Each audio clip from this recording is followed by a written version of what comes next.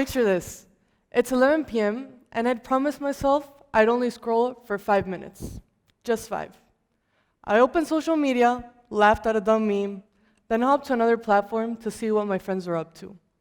Harmless, right? But then the social media algorithm knew exactly what to show me. Someone was traveling to Italy, eating mouth-watering pasta. Another person was just accepted to their dream school. Someone else was hitting the gym at 5 a.m., looking toned, glowing, and somehow effortlessly perfect. Meanwhile, I was still in the same pajamas I had been wearing for the past 2 days straight, buried under my blanket, scrolling through everyone else's achievements while making absolutely none of my own. It felt like I was watching the world race ahead, and I was stuck in place. The clock read 2 a.m.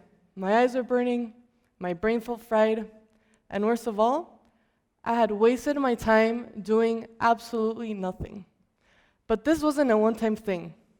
This became a habit that slowly took over my nights, making me feel smaller and smaller within each passing hour. And night after night, I told myself the same lie. Just 5 more minutes. But those 5 minutes always turned into hours. Social media wasn't just stealing my time. It was stealing my confidence. It convinced me that if I wasn't doing enough, I wasn't perfect. That I needed flawless skin, straight A's, and a million accomplishments to be worthy. And the worst part is, I believed it. But then I asked myself, what if I stopped chasing perfection? What if I started living a life that truly excites me? What if, instead of scrolling through someone else's highlight reel, I started creating a life that felt good in reality, not just online? At first, I didn't have a solution, but then something changed. It got me thinking, why does social media make me feel this way? So I started seeing my own habits, when I felt good using social media and when I didn't. The patterns became clear. Doom scrolling or mindless scrolling through long periods of time made me feel unproductive. Seeing influencers or even friends with their picture-perfect lives made me feel like I was falling behind. Then, it hit me. It wasn't a social media problem. It was a mindset problem. So I started testing small changes. I started setting limits on scrolling. I started unfollowing accounts that I felt unnecessary. And little by little, I felt a shift. The more I reflected about social media and how it made me feel, the clearer it became. There are 5 things that were holding me back. And the solutions? They weren't about quitting social media altogether. They're about taking control of it.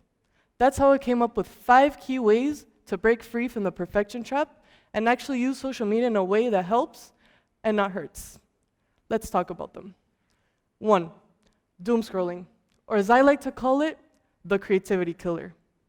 You check your phone for one thing, and boom, suddenly, an hour is gone. The problem?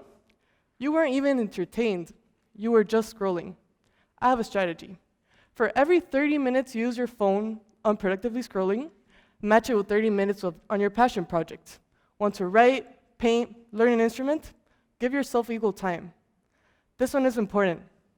Please turn off all social media notifications. Trust me, it will make a difference. If you don't see it, you won't have the urge to check it. 2, social media sets unrealistic standards. We see influencers with their picture-perfect lives and start to believe that's a standard. It's a highlight reel, not a reality. Nobody, absolutely nobody, posts their moments of self-doubt or struggles. Strategy. Hack your feed by liking and engaging with content that fuels your creativity. For example, follow entrepreneurs, thinkers, or even artists that fuel your creativity. 3, we watch others live instead of living ourselves. Think about this for a second. How many times have you spent hours of your own day looking at others? I have a strategy. Start your day without your phone. Start the first 30 minutes of your day without looking at a screen. Use an actual alarm clock so the first thing you don't do in the morning is check your notifications. 4, fear of not being good enough. Has the fear of not being good enough ever stopped you from trying? I have the best strategy. It's called the 5-second rule.